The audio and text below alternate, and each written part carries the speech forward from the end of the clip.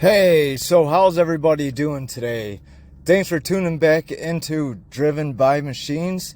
And on this episode, we're going to talk about what it's like daily life in the mill, running CNC machines, what the atmosphere is like, and all that. And honestly, I could tell y'all how I got started first.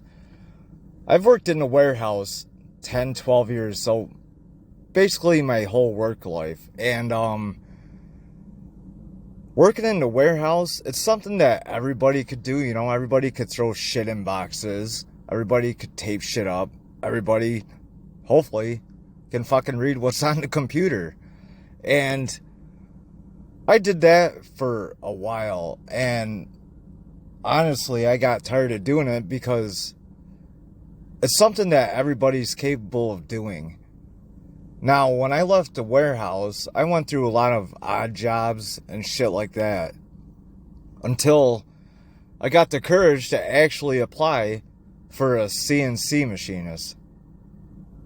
Now, get this. I was on an odd job with my dad because he does HVAC. He's done that his whole entire life.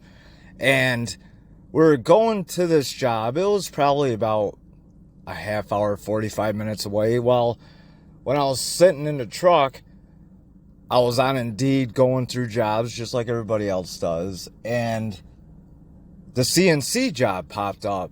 And I'm thinking to myself, well, dude, now's the time to try. So I went and clicked on it, and I applied to it.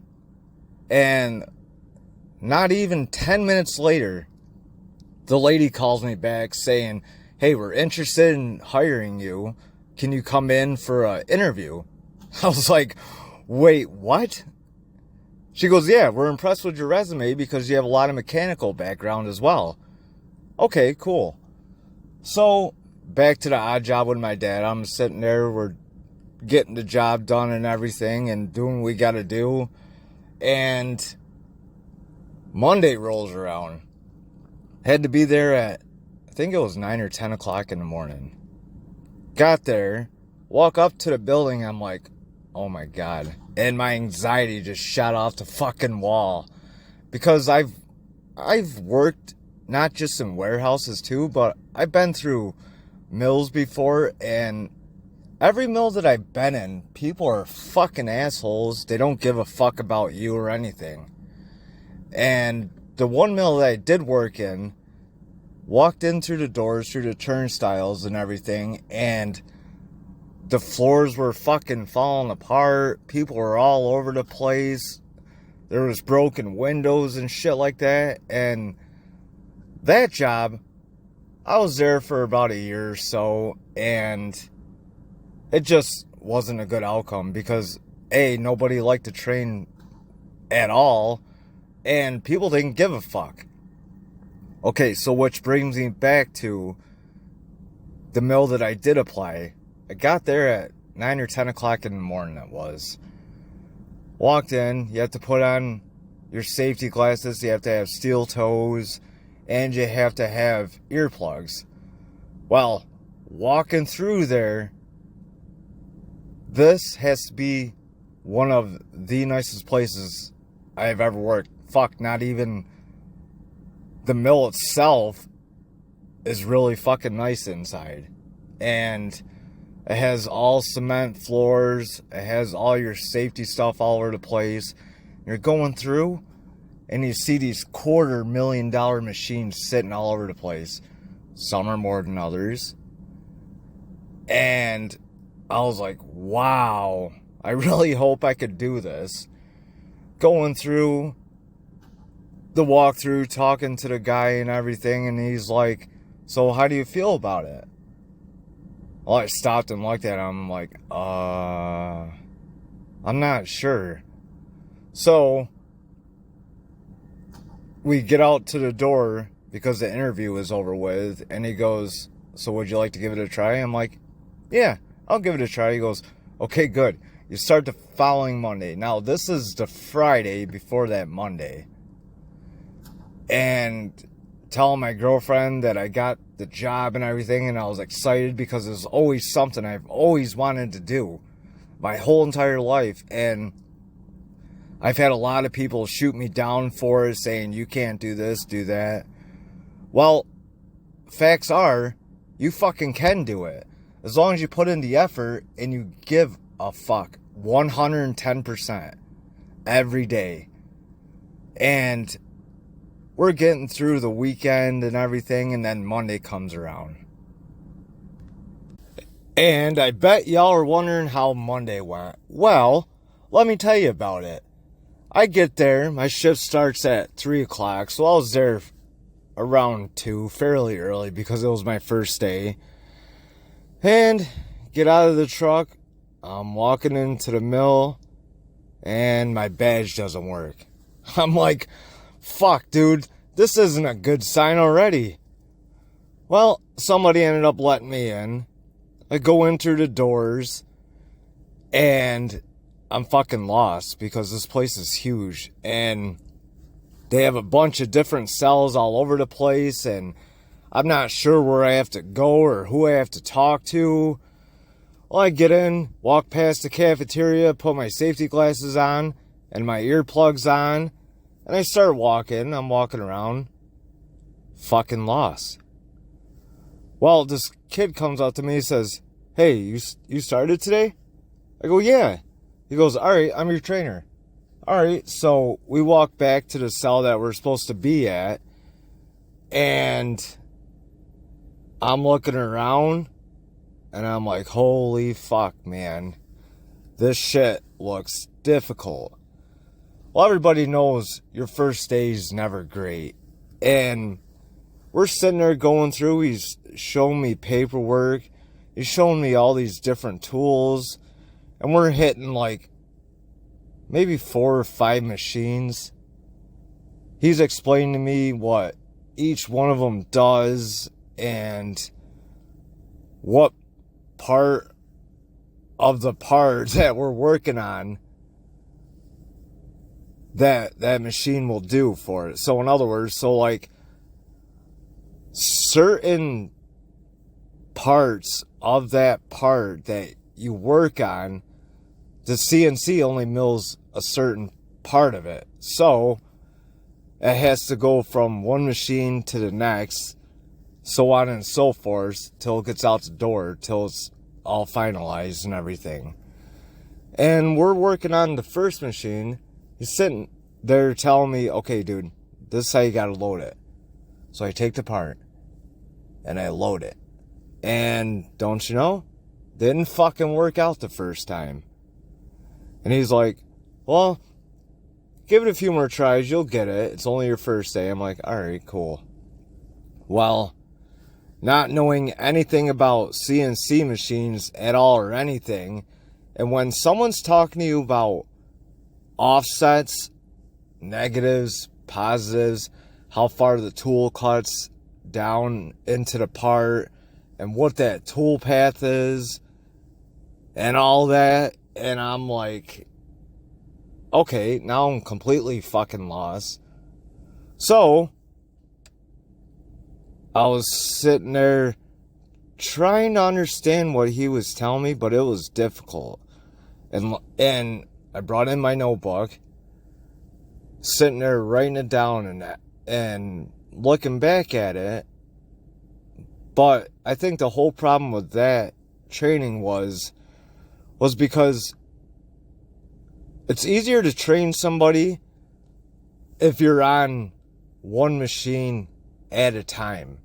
So you get that machine down good, and then you go on to the next one. When you get that one down, you go on to the next one. At least that's how I train. It's a lot easier to get somebody to understand that way instead of bouncing between 4 or 5 machines and still trying to remember what they all do and how they all work. Now, when it comes to CNC machines, they're very, very, very fucking touchy, man. I'm telling you, if it's like 0.001 of a chip that's on a tool, and the tool goes to measure it, boom, it's out of spec. Even though it's not, it's only because that one little chip that was sitting on the edge of the tool, when it goes to measure, and it tells it it's out of spec. but it's not. So, the rule of thumb is, anyway, you take the tool out, you put it back in, and you remeasure it. Okay, so back to the training. Now, I was with this kid for about a month, I think it was. Well, trying to get through Monday, and now all my life I've worked morning shift. So when 7, 8 o'clock came around, I'm like, dude, I need to sit down. I'm getting fucking tired, man. Because your body's not used to it until you start getting used to it. And he was like, oh no, you'll be fine. So I kept rolling with him and stuff. And 8:30 came around for lunch. And I'm sitting there in my truck and I'm stressed out as fuck. Because, mind you, I worked in the warehouse 10 years. And I'm sitting there telling myself, nah, dude, you can't do this. There's way too much going on and there's way too much to learn. Well, as the week went by, I started picking up on it a little bit more and more, you know. And we're about a month in right now. And I'm like, fuck, dude. I still don't feel 110% about it. And usually when I don't, that's not a bad sign. But it all comes back down to who's training you. And how well that person knows their job. And how well they could stay on track with it. And yeah, so we're about a month or two in. And I'm like, fuck, still not feeling it. So I went in and I talked to my manager about it. And he goes, well, would you like to switch departments? Yeah, I'll give that a try. All right, so I switched over departments. Now, this new department that I'm in, the machines are all they're a lot more expensive than the last cell that I was in. And these machines, they all have their own tool setters, so they're all set up for you. And the machines that I'm running is the Hercos and DMGs. Now, those are a lot easier to run than Mitsubi's and Ferraris because those are all manual done. So you have to go in with the manual machines and you have to put the offsets in yourself, and the computer doesn't save it, and you have to change the tools out. You have to put the tool spec to what the offset has to be. So when the tool goes to measure it, if that tool's out of measurement and the computer doesn't catch it in a manual machine, then guess what you did? You fucked up a tool, and you probably fucked up a $10,000 part. Which is fucking nuts. That's why it's stressful. And the new cell that I'm in now, with the Hercos and DMGs,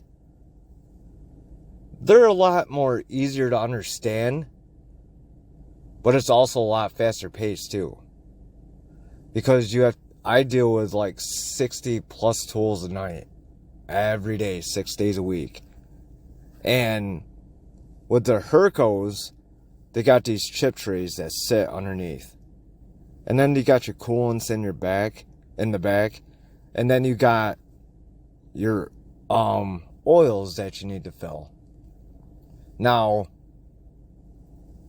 with the Hercos, if those chip trays aren't cleaned out like they should be every day, bet you can guess what happens.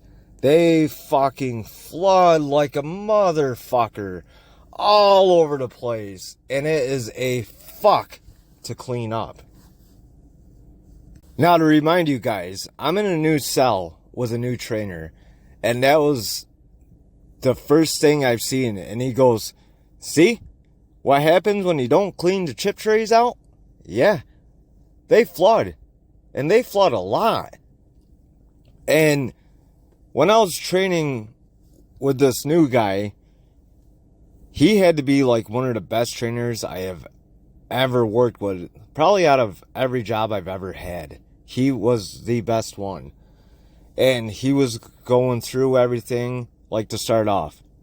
When you get there, you always got to get your walk-arounds done. So that means to make sure that your chip trays are clean, your oils are filled, and you got coolants. Then he goes, next thing is the paperwork. Now, there's 2 or 3 sheets you got to fill out, but that just tells you basically what your walk around has on it and tells you the hydraulic and the airs and all that. And he goes, make sure to always get your paperwork done first. Cool. So I did that. And then we come to loading the machine. Now, the DMGs and Hercos are a lot easier to load than like the Mitsuis and the Ferraris and all them. Because loading them, you got 2 locator pins where the part goes onto and it sits, and your hydraulics will hold the part on as well as your vacuum. And it goes, every time you load a part, double check your air, your hydraulics, and make sure it's on the right program. Alright. So he goes, well, the following day he goes, I'm going to be out.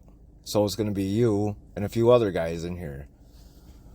Alright, dude. So at this point, I'm probably 3-4 months into the job now. And I'm feeling a lot less stressed out since that first Monday in that other cell. And he's out, so I come in the next day and I get my walk-arounds done and my paperwork filled out. Now, our minimum is like you run 4 machines, which is fine. Now, some of the machines run 8 hours, some of them run 2.5 hours, and some run an hour. Well, when I first got there, I was on 1 8-hour machine and 2 2.5-hour machines. And it was definitely being hard by yourself at first because, I don't know, I haven't done it at all. And like I said before, it all goes back to who trained you. Now, it's just me there and a few other guys there. And I'm sitting there loading the machines and stuff. I'm getting all that. And the first 3 or 4 months, I always kept forgetting to fill my coolants. So the coolant that goes into the machine sprays on the tool, and as it's spraying on the tool, that tool is running a certain path to cut out whatever part that it needs to cut. And that was the one thing he kept reminding me, probably for the first 3 or 4 months. Dude, you gotta remember to fill your coolants. You gotta remember that. Because if you don't fill the coolant in the machine will air out. And then you're stuck. And that means you have to put it back in recovery, remeasure all the tools, and then continue the process. But remember, every machine acts differently. But of course, you recover all the machines. And from running CNC, actually for the 3 years that I've been there, I've actually came a long way because you learn a lot every single day you go in. And what I was thinking about is that if you find something you're good at, stay with it and keep going with it every day, no matter how hard it gets. Because every day you go in there and you try and you try and you try, eventually it's going to pay out. You know, and like I said before, CNC is something I've always wanted to do my whole life. And I'm glad I got good at it, because for the time that I've been there, I've probably seen over 300 and some odd people come and go because they can't do it. You know, and it's not easy to learn, but it is easy too once you get good at it. And in other words, what I'm trying to say is, since that first day I've started, I've gained a lot of knowledge. And when you're in a field like CNC, you're always learning something new every day. You know, and the more you can learn, the easier the job is. And the cool thing else I learned about CNC is that it could take you anywhere in the fucking world you want to go. Anywhere. You know, you could do planes, you could do cars, you could do machines for CNC machines. You could do a lot. And it's actually really, really good career. So, out of this podcast, if you ever decide to try CNC or whatever career field you want to try that you haven't tried yet, just go and do it. Because not a lot of people jump to it of whatever they're trying to do because they're scared or whatever the situation may be. So, if you want to run CNC machines or whatever, I suggest you just go and do it. And we're going to wrap it up for this episode. Thanks for everybody for tuning in to Driven by Machines. And I'll catch y'all on the next episode. Bye.